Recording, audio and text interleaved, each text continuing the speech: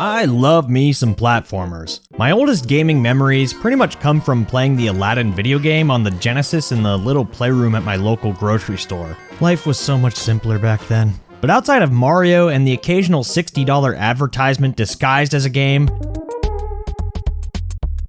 we don't really get a lot of high-profile platformers nowadays. So let's jump in. Get it? I'm clearly referencing the Disney Channel original movie Jump In, starring Corbin Bleu and Keke Palmer.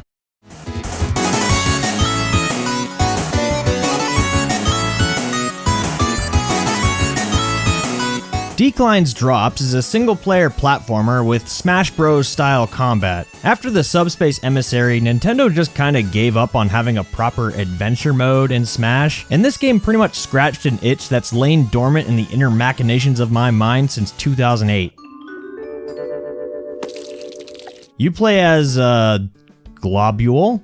Sure, alright. A gender-bent Pinocchio, my nickname in college, trying to make your way through various levels to stop an evil oil company from destroying the land. It's a cute little setup that doesn't exactly have much depth to it, but that's alright as I'm mainly here to strap on my sock and boppers and give some bad guys the old razzle-dazzle. The game features several different worlds, each containing differing platforming mechanics, combat encounters, and a boss fight to cap each world off, as is tradition. It takes inspiration from several different platformers such as Yoshi's Island and Donkey Kong Country, and combines it with platform fighter gameplay to create an interesting blend of styles and level design that really comes into its own. Platforming is a breeze as you have a generous amount of movement options in the form of a double jump, directional air dodge, and up special attack that open up a lot of possibilities for navigating through the levels. Most importantly, you can wave dash. Hell yeah, dude, they understood the assignment. Combat is equally expressive as Globule has pretty much the whole moveset of a fully fledged Smash Bros. Character. Jabs, smash attacks, special attacks, grabs, it's all here and it's fun to play with the whole moveset during combat unless you're simple like me and find enjoyment in just constantly spamming back air like my name was Spargo. Nice back air, dude. There's also a heavy emphasis on collectibles and secrets as pretty much every level has a bunch of different hidden walls, side paths, and bonus areas that do a pretty good job of coercing you to explore everything.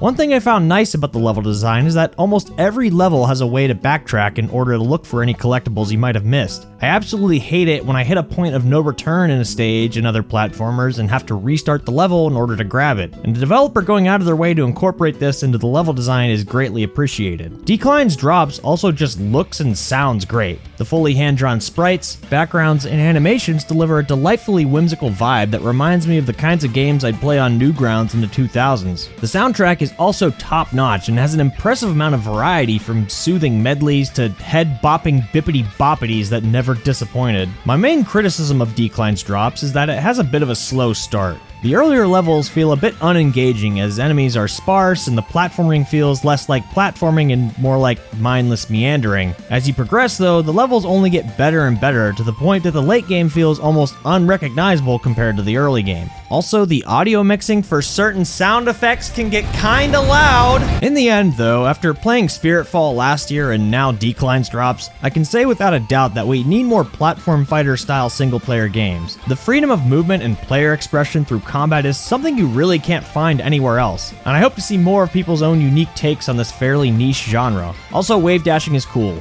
More wave dashing, please.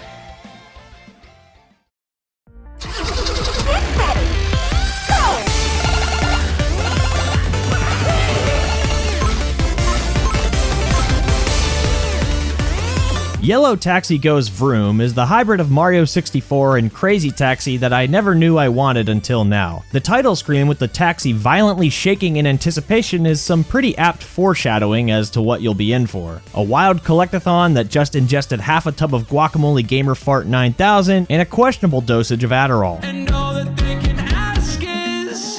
Morio has created you, a wind-up taxi, to help in cleansing the world of the corrupted oil spread throughout the world by the evil Alien Mosque and the Tosla Corporation.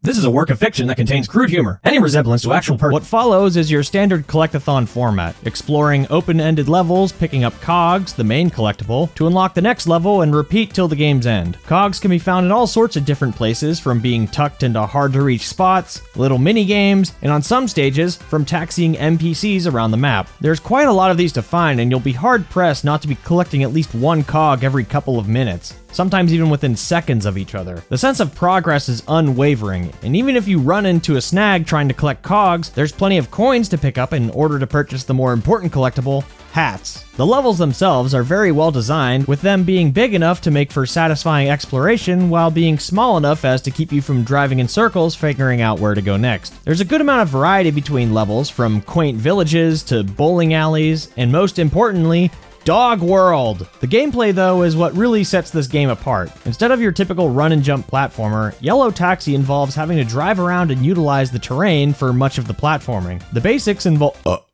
basics involve utilizing your dash to launch off of ramps to get to higher places or hard-to-reach spots. This dash has a lot of versatility, though, in that it can be used to stall and shift your momentum mid-air, and can be cancelled to perform a small hop, backflip, or side flip, which is this game's stand-in for a traditional jump button. It can feel a bit unintuitive and restrictive at first, but that's exactly why I kind of love it. You're effectively working with tank controls in a 3D platformer, which on paper sounds like a nightmare, but in practice it makes the process of getting better and better at traversing the environments all the more satisfying. Lining up a long jump to reach increasingly more precarious hiding spots gives a unique sense of accomplishment that wouldn't be there if not for this unique movement and the controls. And the speedrun levels really demonstrate that there's an unexpectedly high skill ceiling when it comes to mastering it. One might even, hypothetically, spend over an hour grinding the same 12-second long level trying to reach the top 10 on the leaderboard for a single one of these levels just for bragging rights in a YouTube video. Perchance. I also just love this game's art style. From the almost excessive amount of squash and stretch on your taxi's animations, to the bright and colorful environments, to how this dog is just violently shaking for no reason, it's just a fun game to look at. My only gripe with Yellow Taxi, though, is how it goes about teaching you about the game's various movement options. The only thing the game tells you about from the outset is the dash button, but you only learn about stuff like the jump or side flip from speaking to certain NPCs as you get further into the game. Now, you can absolutely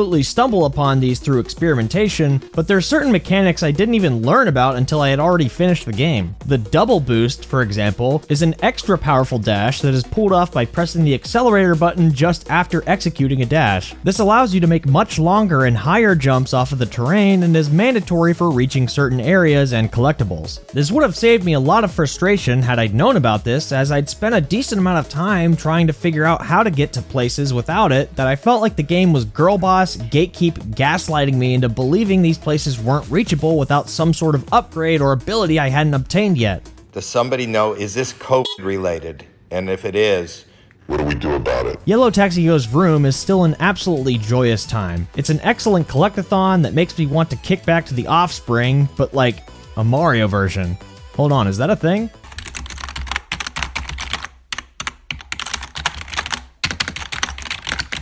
Yeah, of course that's a thing. Alright, moving on.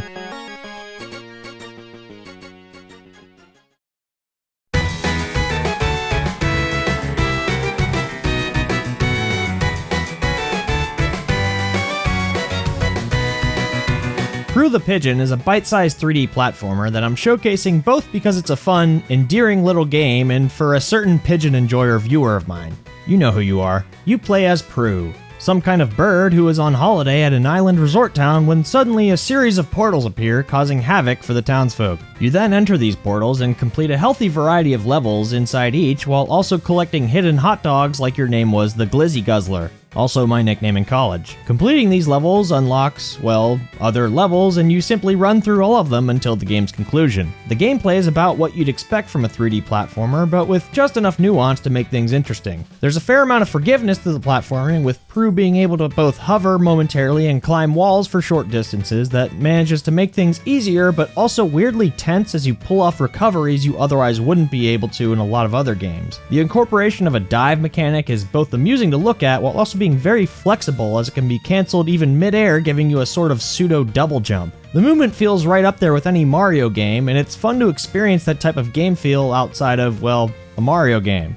Oh, and there's a poop button. Very important I mention that. Beyond the gameplay though, I just find this game incredibly charming. Something about 2D sprites and 3D environments just kinda does it for me, you know? The hub world has plenty of townsfolk to talk to, collectibles to find, and a few amusing side activities to tackle that make it more than just a vessel to get to the next level. The soundtrack is also filled with brainworms that are still digging into my head like I'm RFK.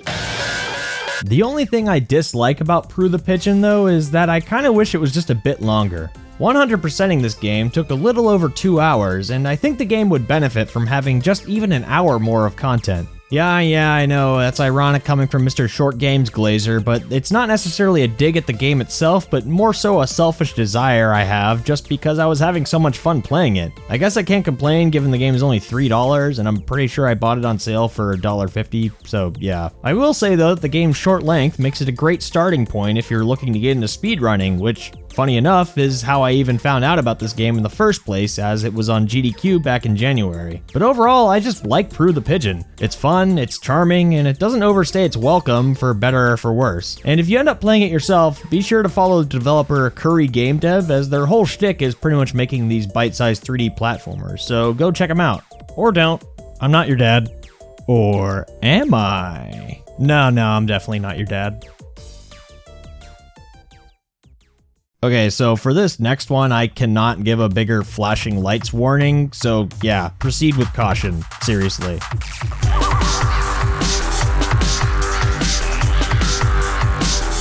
Oh yeah, I f with this. Chairs is a speedrunning platformer that has undoubtedly the best chair-based gameplay in the medium. The objective is to race around a series of open-ended stages, collecting pylons in order to open a portal to exit the level. Collecting these pylons in quick succession increases a combo meter that gives some incredibly motivating affirmations, as well as increasing your speed. Your chair is equipped with a double jump, a fast fall, and a charged dash that can be used to shift your momentum. The levels themselves feel like freestyle racetracks as opposed to traditional platforming levels. They're lenient enough to just wing it for your first playthrough, while offering enough potential for optimization to always leave room for improving your completion times. Zooming around at ludicrous speed, jumping and fast falling with perfect precision, and feeling the impactful freeze frames as you pick up a clump of pylons really puts you in a trance-like state that's all the more emphasized by the visuals and soundtrack. Segway, bitch. I mean, how do you even begin to describe how this shit looks? It looks like if you went on E-Bombs World in 2003 without a pop-up blocker. Congratulations. Feels like they started with something like forest level or fire level and then just threw whatever the hell they felt like into it. From the giant GIFs, yes, I call them GIFs, deal with it, where you can count the pixels populating the skybox, to the developers straight up just placing word art that says, "I ran out of props," demonstrates a level of not giving a shit that I can't help but respect. The visuals are contrasted by some absolutely banger tracks that really help put you in the speedrunning mood. It's a total assault on the senses, and I mean that in the best way possible. My only word of warning with Chairs is that it's pretty short with only 7 levels. You'll definitely get more mileage out of it if you're trying to S-rank everything, which is much easier said than done. You've got to be on top of your game and have an intimate familiarity with each level to pull it off. If grinding out levels for a faster time isn't really your thing, then Chairs might be a bit of a tougher sell for you. Personally, I think it's worth playing even if you're not into that, as the game's only $5 and regularly goes on sale. It's such a profoundly stupid yet unexpectedly compelling game that I think anyone who plays it will feel like they got their money's worth and, more importantly, have a deeper appreciation for the most important type of furniture: tables.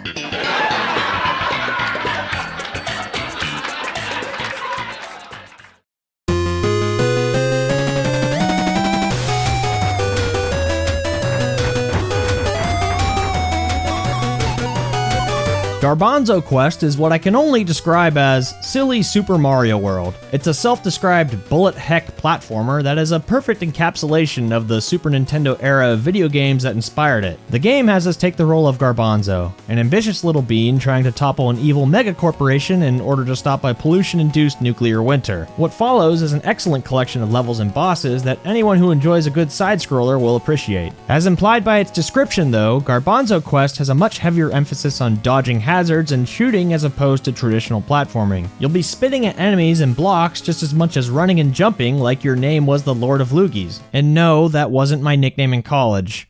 That's my nickname at Ram Ranch. The levels are very tightly designed, with several well-executed mechanics that build upon and complement each other nicely, creating a very smooth difficulty curve as you progress. Out on the beach! the beast! The fact that I even enjoyed the water levels, something I typically hate in platformers, I feel like says a lot. The final boss in particular I found to be a really clever fight that manages to incorporate all of the different mechanics throughout the game to create an incredibly enjoyable conclusion. There's also plenty of secrets to discover and challenge levels to find to reward you with various currency to unlock new abilities and cosmetics to customize your little bouncy bean boy. Players more astute than I can even unlock a secret boss that I wish I had the time to experience myself, but my backlog has made me its bitch and won't allow it. I also want to note the game has a plethora of difficulty options to fine-tune your experience. I don't know, I just think modular difficulty is cool, and I'm glad more games are incorporating it. What I really adored about Garbanzo Quest, though, is just how overwhelmingly charming it is. Several details and features in the game are there for no other reason than just because they're fun. Collecting a new friend at the end of every level and seeing them join you back at your little underground community gives a fun sense of progress beyond just an increasing level number. Sometimes your friends will even put on different cosmetics you've unlocked. Like, come on, snail in a party hat. You gotta love that. I'm also just unreasonably obsessed with Garbanzo's character design. His goofy animations and dopey face are just so endearing, I feel like it should be illegal. Just look at this little sprite! He's just a little guy! A certified one, even! I could go on, but at the end of the day, Garbanzo Quest just has a certain whimsiness to it that made me feel like I was a kid playing on my Game Boy in the backseat of the car at night, using the brief moments of light granted by the passing streetlights to see what was even happening on screen, which I'm pretty sure is the most specific shared experience for anyone who owned a Game Boy. But yeah, Garbanzo Quest is a good game. It's not only fun, but also just feels weirdly earnest, if that makes sense. I don't know, I just like it. Go play it. Okay, so what's a good joke to end this video on? Platformer? I hardly know her. Hey, thanks for watching the video, and an extra thanks to my very first 2 channel members for their support. If you're feeling generous, consider becoming a member to help me out. Or don't, it's your money, and as we established earlier, I'm not your dad.